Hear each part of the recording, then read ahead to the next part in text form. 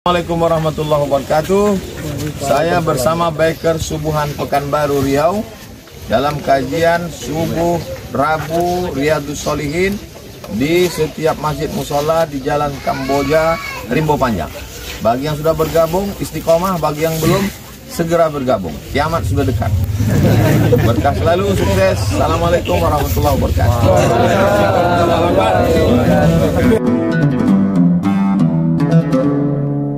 Zauj, suami, alal mar'ati, terhadap istri. Hak suami terhadap istri berarti kewajiban suami. Hak istri berarti kewajiban suami. Hak PLN terhadap pelanggan berarti kewajiban kita untuk membayar. Hak pelanggan terhadap PLN berarti kewajiban PLN untuk menyala. Maka kita hidup ini mesti ada apa hak kita, apa kewajiban kita. Bertetangga juga begitu, antara karyawan dengan perusahaan juga gitu, antara listrik dengan masyarakat, antara pemimpin dengan rakyat juga gitu. Kalau tidak nanti bingung dia, disangka kewajiban, rupanya tidak. Hak suami terhadap istri. Biasa setelah bab ayat Al-Quran, a'udzubillahi minasyaitonirrajim. Qala Allah, ar-rijal. Rijal jamak dari rajul. Kalau satu rajul, kalau dua rajulan, kalau tiga rijal. Tiga rijal. Siapa nama kau? Rijal pak. Mak bertiga kau ni. Ar-rijal pakai jim. Rizal, itu fasih kali. Ar-rijalu laki-laki, maksudnya suami. Qawwamuna. Qawwamun diambil dari kata qama, tegak lurus. Qawwamun meluruskan. Siapa yang diluruskannya? Khuliqatil mar'atu min dhila'. Perempuan itu diciptakan dari tulang rusuk yang bengkok. Maka laki-laki meluruskan perempuan. Kalau laki-laki ikut perempuan, maka laki-laki itu menjadi laki-laki yang bengkok. Kalau dia pejabat, diikutnya bininya, dia jadi pejabat bengkok. Kalau ustad ikut bini, ustad bengkok. Itu maka banyak yang tak sanggup jadi laki-laki ini, akhirnya melambai, pergi ke Thailand operasi. Kan banyak videonya sekarang kan, sebulan di Thailand. Ada dapat kalian berubah. Ar-rijalu qawwamun, laki-laki itu yang meluruskan perempuan. Sekarang apa yang terjadi? Perempuan yang meluruskan laki-laki. Kenapa abang tak sembahyang? Kenapa abang main game online? Kenapa abang ngasih mancing? Kenapa abang terbalik udah dunia ini? Padahal sebetulnya laki-laki lah yang meluruskan. Alan nisa, perempuan. Ar-rijalu qawwamuna 'alan nisa, laki-laki meluruskan, membimbing, mengayomi, mengajar perempuan. Bima, bi dengan, ma sesuatu. Laki-laki membimbing perempuan itu dengan apa? Dengan sesuatu. Faddalallahu, faddala, yang sudah dilebihkan Allah. Laki-laki itu dilebihkan Allah dari perempuan. Ba'dahum ala ba'din, sebagian atas sebagian. Apa kelebihan laki-laki itu dari perempuan? Laki-laki itu lebih rasional, perempuan itu lebih emosional. Maka kalau ada laki-laki yang emosional,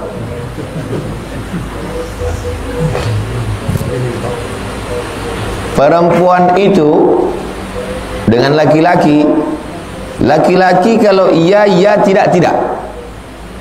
Kalau perempuan, dia bilang iya, bisa jadi tidak, Bisa jadi iya, bisa jadi kadang-kadang iya, kadang-kadang tidak.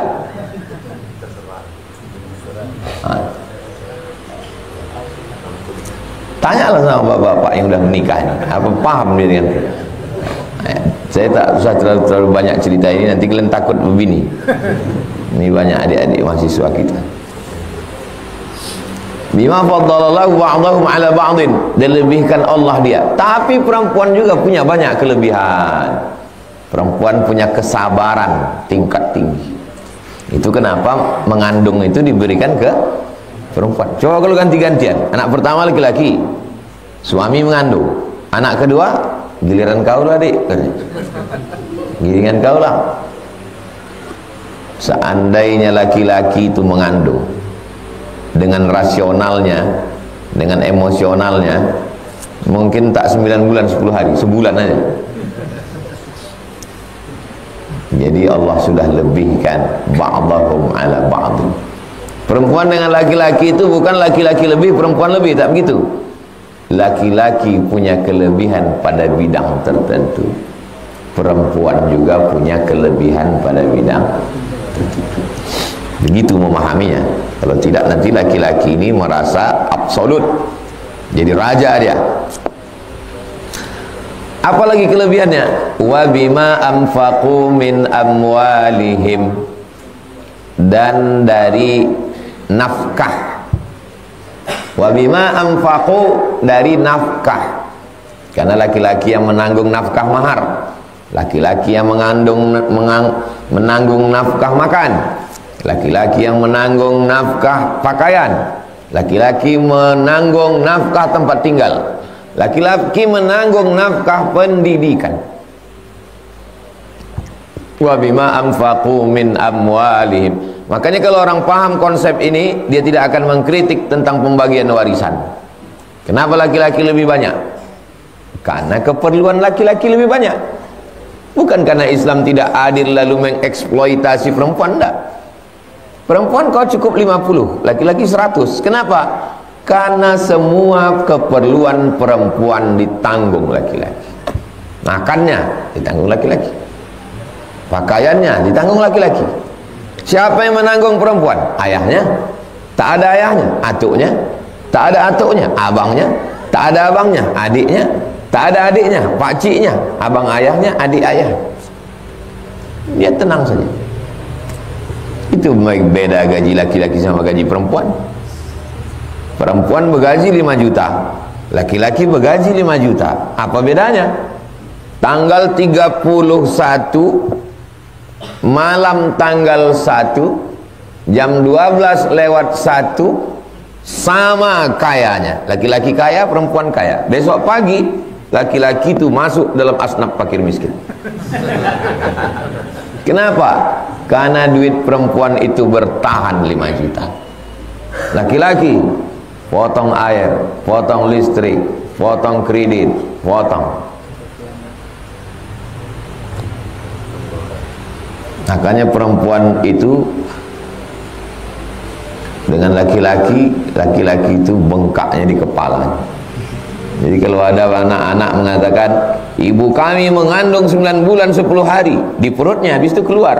Tapi laki-laki mengandung kalian di kepalanya, memikirkan biaya nikah kalian, memikirkan nanti macam mana sekolah kalian, tak pernah keluar dari kepala. Mesti adil bicara laki-laki dengan perempuan. Kalau tidak nanti ustaz kena serang. Lalu setelah bicara tentang ar-rijalu qawwamuna 'alan nisa bima faddalallahu ba'dahum 'ala ba'din wa bima anfaqu min amwalihim, hartanya. Fas-salihatun, ada perempuan-perempuan yang solihah. Solihah diambil dari kata saluha. Saluha artinya tak bercacat. Idza saluhat saluhal amal kulluh. Kalau hati itu bersih, maka yang lain ikut jadi bersih. Bersih tak bercacat. Fasolihat, perempuan yang solihat. Qanitat, qanitat artinya muti'at lillah, taat kepada Allah. Yang ketiga, hafizat, menjaga dirinya lil ghaib, ketika tak ada suaminya. Jangan sampai dimasukkannya orang lain ke rumah. Menjaga suaminya saat, menjaga dirinya saat suaminya ghaib. Ghaib suaminya, ghaib keluar kota. Ghaib itu bukan artinya diculik hantu. Ghaib itu artinya tak ada di tempat. Kau kok belanja sendiri ke mall? Suamiku ghaib. Maksudnya suami sedang tak ada di tempat. Bima hafizallah, sesuai dengan Allah menjaga dia, maka dia pun menjaga hukum Allah Subhanahu wa ta'ala. Jadi sifat perempuan itu salihat, qanitat, hafizat. Salihat, suci bersih. Qanitat, taat kepada Allah. Hafizat, menjaga dirinya lil ghaib, waktu suaminya tak ada di rumah. Ini bukti bahwa istri itu di rumah. Sekarang dibalik pula, laki di rumah, bini keluar kota. Tak pula berangkat pakai mahram. Yang mengantar bini ke airport suami, dititipkan ke kepala dinas. Jaga bini saya ini ya Pak. Iyalah, kata dia. Pagar makan laut sekarang. Dulu pagar makan tanaman. Sekarang pagar makan laut sekarang.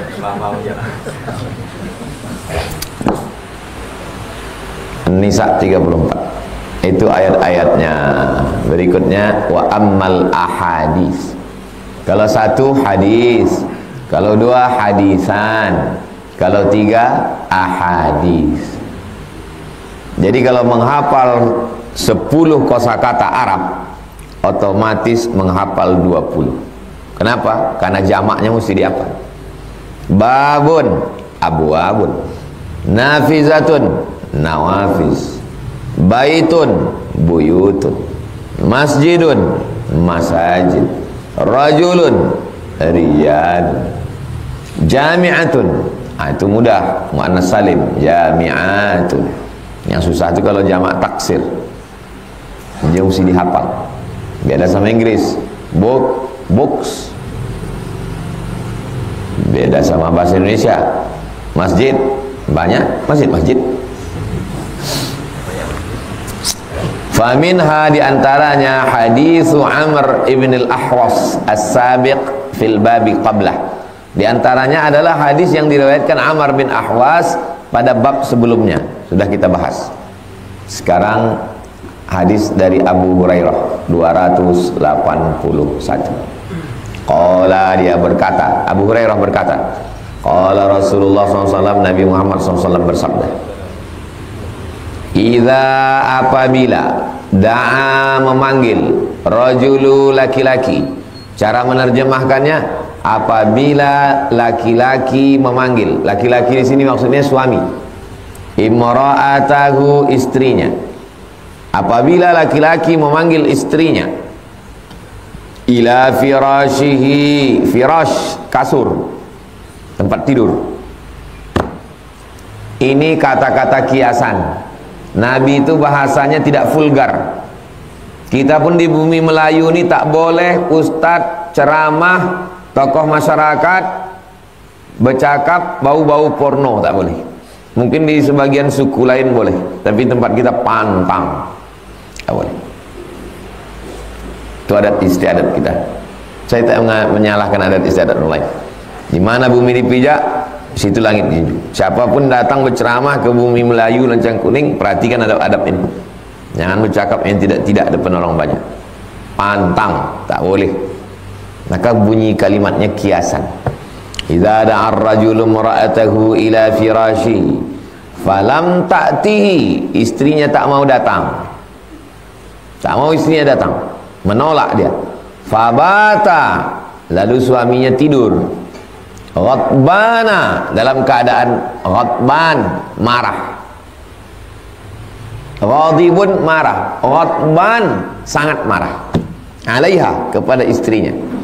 La'anat hal malaikatu, maka istrinya itu dilaknat malaikat hatta tusbiha, sampai subuh.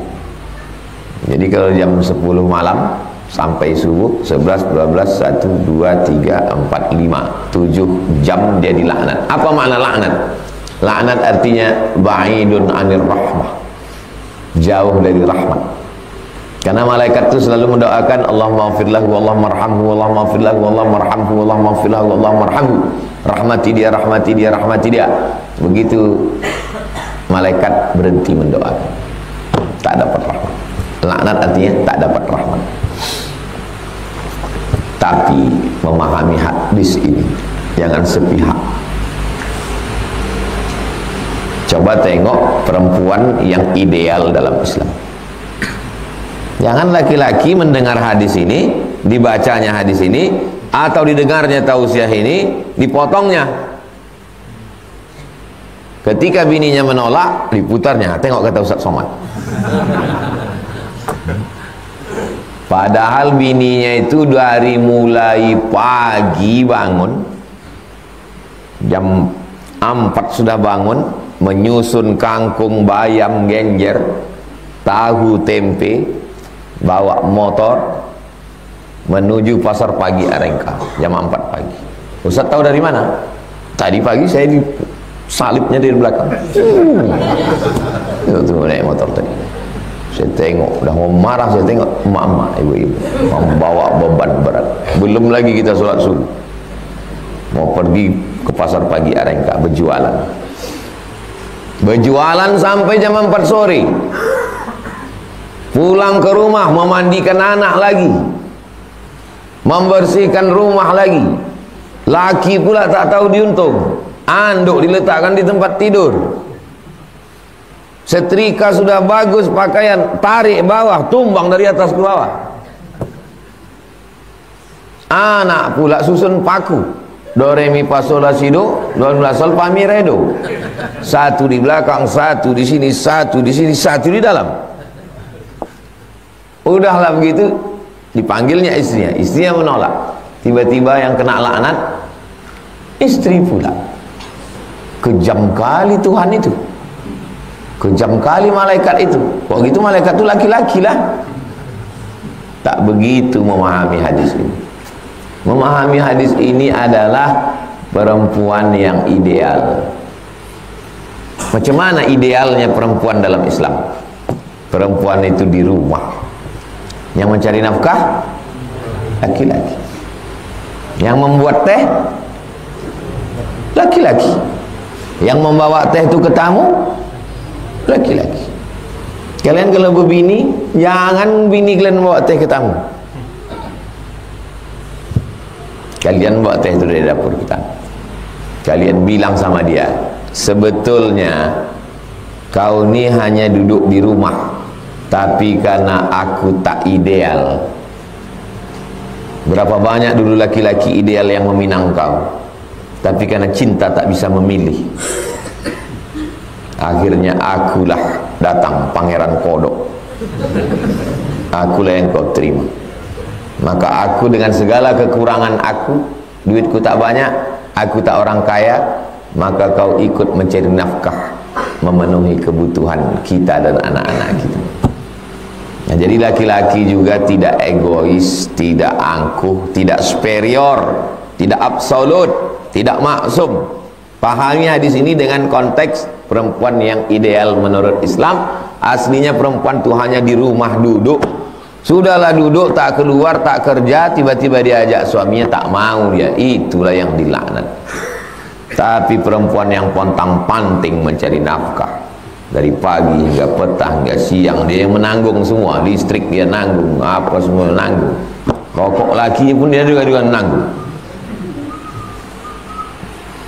Tiba-tiba dia letih, dia menolak, dia pula kena laknat. Tak begitu. Hadis ini muttafaqun alaihi, disepakati. Maksud disepakati, ada dalam Sahih Bukhari, ada dalam Sahih Muslim.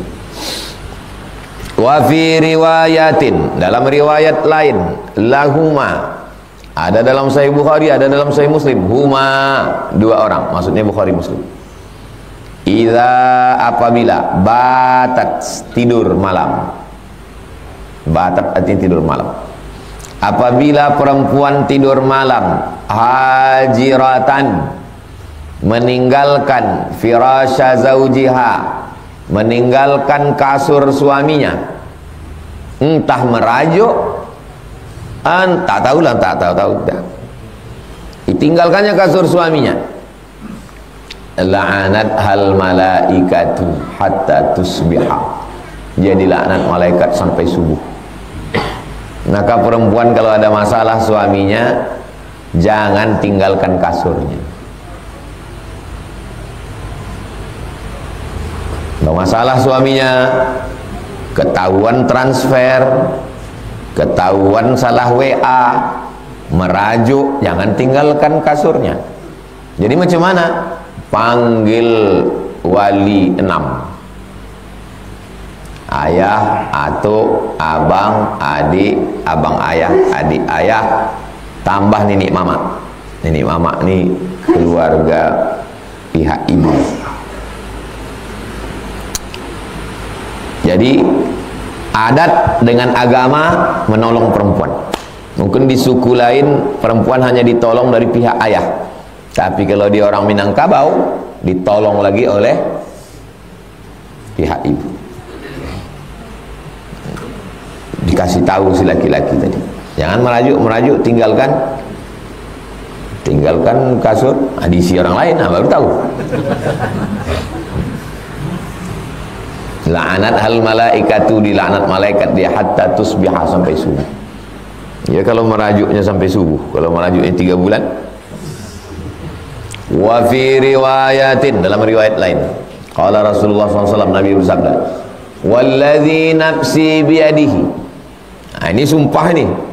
Artinya yang mau disampaikan Nabi ini amat sangat urgen, penting.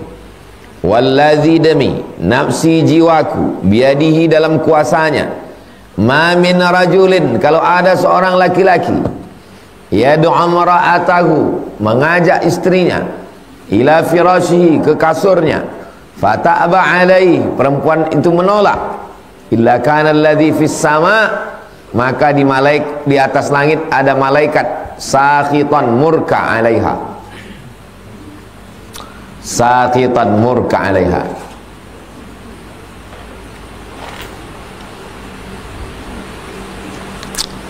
Makna alladzi fis sama, malaikat, makna alladzi fis sama Allah, tapi tidak dipahami Allah di langit.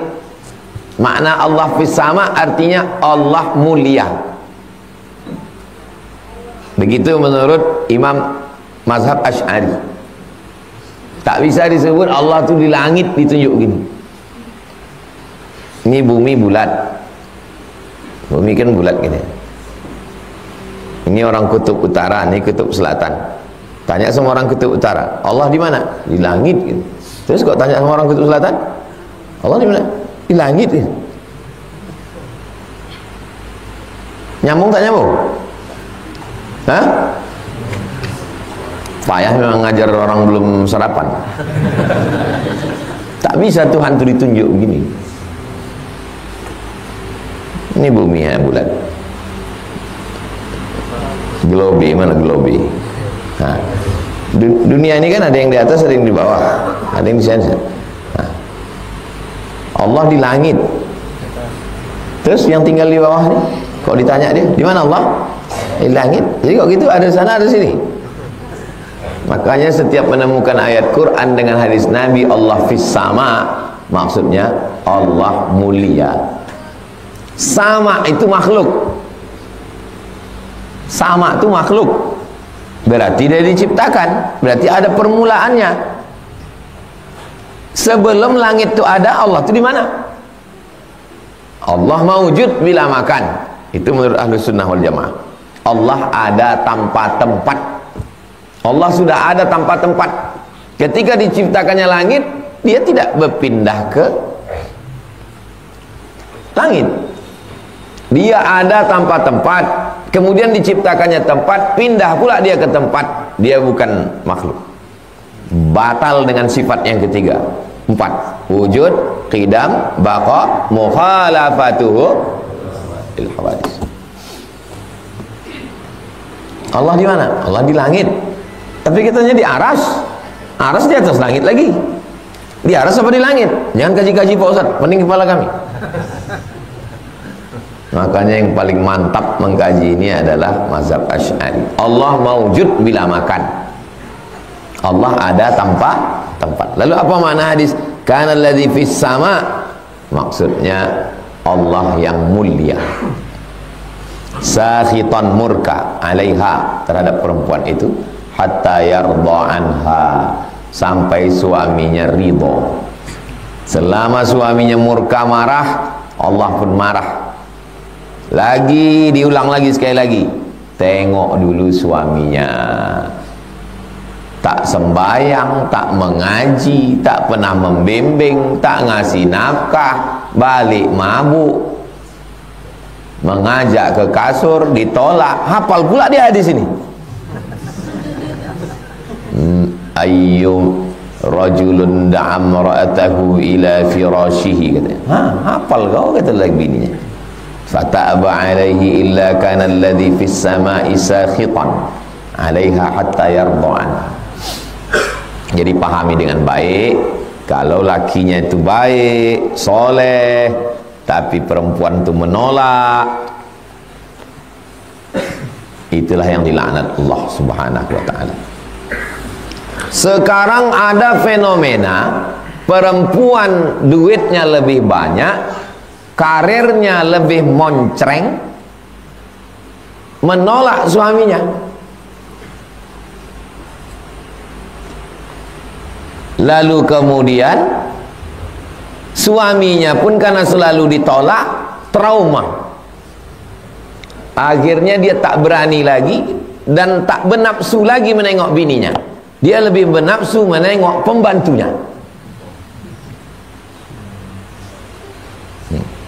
Banyak pula anak-anak, jadi cuma mana lagi kita mau menjelaskan. Akhirnya terjadilah apa yang terjadi.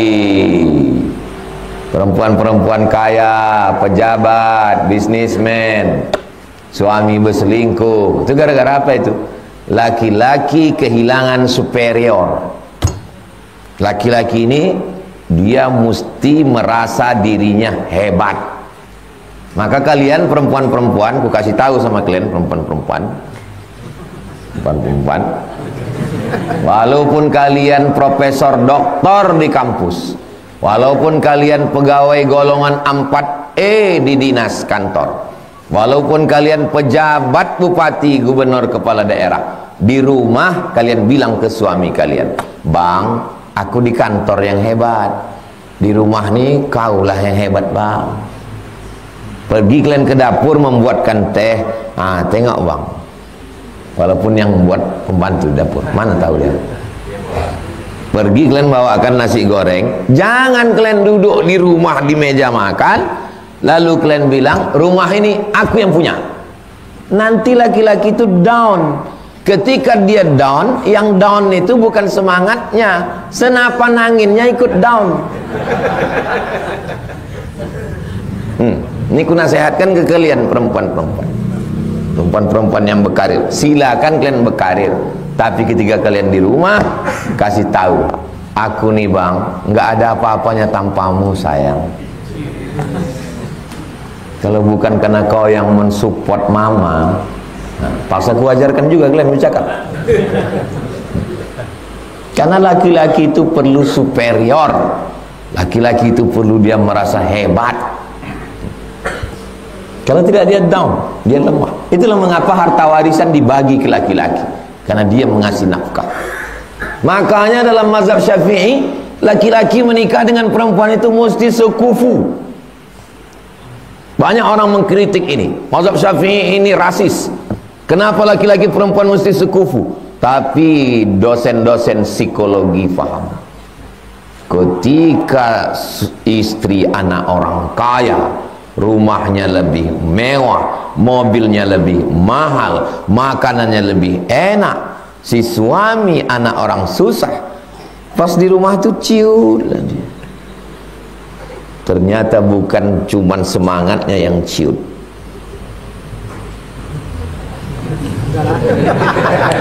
Paham kalian? Maka kalau kalian takut ciut, nikahlah dengan perempuan yang biasa-biasa aja. Ustadz Johar Arifin, sahabat dekat saya, orang Kuntu, doktor almarhum, maghfirlahu warham. Sebelum waktu saya baru-baru pulang, apa nasihat dia ke saya? Kata Gai Ambo, kata ayah saya, kata dia, sebetulnya dia menasihati saya, cuman begitu cara dia lembut. Kalau bisa awak berbini, jangan sampai ndak tasonya garam awak. Kalau bisa kita beristri, jangan sampai garam kita itu nggak terasanya garam kita. Paham? Kita kasih dia garam, nggak terasanya garam yang kita kasih itu, karena dia biasa minum air laut. Kita kasih dia belanja sebulan 3 juta, dia biasa dikasih ayahnya 30. Jadi nengok itu, kita kasih dia belanja dari tanggal 1 sampai tanggal 30, duit itu tak dibuka-bukanya di atas meja. Apa tak hancur hati kita? Makanya sebelum berbini dari awal tuh kasih tahu, Dek, aku ini orang susah. Aku pun heran kenapa kau cinta sama aku. Takutku kau nanti berubah. Kalau kau siap, maka terimalah aku. Tapi kalau tidak, bunga bukan setangkai, kumbang bukan seekor. Masih ada 100 lagi ngantri macam kau. Begitu. Ini banyak laki-laki nih, kaulah satu-satunya. La ilaha illallah. Ini penting. Mazhab Syafi'i itu tajam, karena dia tidak hanya sekedar memperhatikan duit, tapi memperhatikan masalah psikologis. Adik kelas saya di Mesir, kenapa kau tak jadi sama dia? Karena anak orang kaya. Kalau kau nikah sama dia, kau dapat durian runtuh, dapat rumah, dapat mobil, dapat duit. Kenapa kau tak sama dia? Takut aku mati muda, bang. Hah? Apa pula hubungan nikah sama mati muda? Kakak dia, kakak calonku ini, nikah sama orang susah macam kita ini, bang. Terus setiap orang tuh makan, di meja makan tuh selalu cerita proyek, cerita mobil. Lama-lama mati ya, bang tuh. Aku tak mau macam itu. Cerdas juga otak. Jadi banyak laki-laki tak siap mental. Bertamulah beberapa kawan saya tak ikut. Beberapa kawan saya bertamu ke rumah kawan yang nikah sama anak orang kaya. Rumah mewah, mobil mahal, duit banyak. Menurut cerita-cerita kawan-kawan, inilah orang paling bertuah. Sampai kami di rumahnya, Mat, biasalah kita udah lama-lama berkawan, kalau duduk kan kaki kita naik ke atas gini. Biasa gini kan? Biasa minum teh. Begitu kawan naik, langsung muka kawan yang punya rumah ini pucat. Turunkan kaki kalian, turunkan kaki. Nah, takut CCTV menengok bininya menengok kaki naik ke atas. Apa kata orang di balik bertamu? Kok begitu bagus, tak usah berbini. Paham tak paham? Nyambung tak nyambung? Ini cerita ini bagi yang belum berbini. Nah, bagi yang udah, insya Allah selamat kalian dari azab kubur. Kata malaikat, ini tak usah diazab lagi nih, udah azab kali ini kan. Hadis, kenapa dalam 281 ini disebutkan sampai 3 riwayat? Ini namanya hadis mutawatir maknawi. Kalau mutawatir lafzi, hadisnya riwayatnya banyak, lebih dari 3. Kalau 1 gharib, kalau 2 aziz, kalau 3 masyhur, 4, 5, 6, 7, 10, 40, 300 mutawatir, diriwayatkan dari banyak sahabat dan bunyinya 1. Man kadzdzaba alayya muta'ammidan falyatabawa maq'adahu minan nar. Bunyinya satu, itu namanya mutawatir lafzi.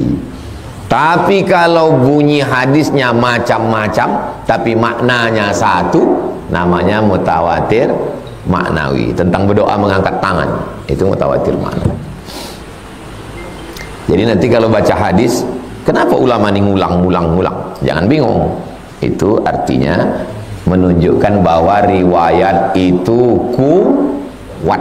Semakin banyak riwayat, semakin kuat.